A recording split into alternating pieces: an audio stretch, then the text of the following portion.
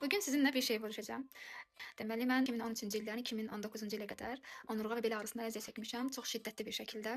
Həkimlərin yanına getmişəm, heç bir həkim diaqnoz qoya bilmirdi. Nevropatoloqun bir yanına getdim, onurğa həkiminin yanında getmişəm, qan analizi də verdirmişəm, yenə bu nədir? Hətta onurğa həkimi deyirdi ki, bu qədər ağrıyacaq bir problemin yoxdur. Çarə həqiqətən tapılmırdı. Masaj dedilər, etdirdim, xeyri olmadı. Bir sürü şey. Amma daha da şiddətlənirdi əksinə. Ağrı kəsicilər belə heç bir təsir bağışlamırdı, inanırsınız? Yəni əvvəllər ağrımı sakitləşdirə bilirdisə, daha sonra artıq heç bir faydası olmurdu. Bir gün belə bir şey görürəm YouTube-da. Bir dua var. Bu duanı kim oxuyursa bir möcüzə yaşayır və çox qəribə bir şəkildə böyük bir şifa yaşayır. Nə olursa olsun yaşayır. Bunu o qədər belə ballandıra danışırlar ki, sanki şuur altına bir kod atılır. Bir ümid yaranır və mən başladım onu. Yəni günün 24 saat hətta deyərdim sizə ki, zaten ağrıdan yata bilmirdim. Başladım ancaq o zikri çəkməyə. Nə qədər çəkdiyimi xatırlamıram, amma gecə gündüz eləyirdim o zikri.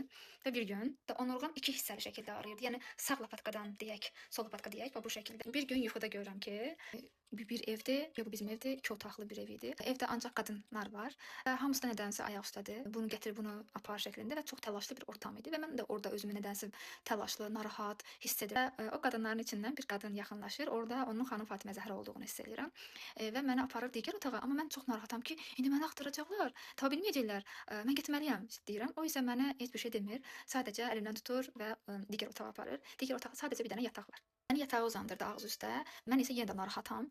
Xanım Fatimə Zəhranı hiss etdim ki, əllərini çünki görürdüm sol lapatka tərəf. Aşağıdan yuxarıya belə bu şəkildə bastıraraq yuxarıya eləyir və orada sümük xırçıltı səsləri var və o xırçıltı səslərini eşitdim. Sanki bəzi şeylər xırç-xırç oturdu yerinə. O anda məni axtarırlar, eşidirəm ki, məni çağırırlar, Məleykə, Məleykə. Mən getməliyəm, buraxın məni deyirəm və oradan əlindən qaçıram. Oyandığımda digər otaqda qızım çağırırdı, onun səsini ayırdım. Belə bir yuxu idi və o yuxudan sonra mən onurğamın sol hissəsi ağrıması dayandı. Qaldı sağ tərəf. Təsəvvür edirsiniz, artıq sol hissəm ağrımırdı. Sadəcə sağ tərəfim ağrıyırdı. Sol tərəf artıq ağrımır. Və mən o mərhələlərdə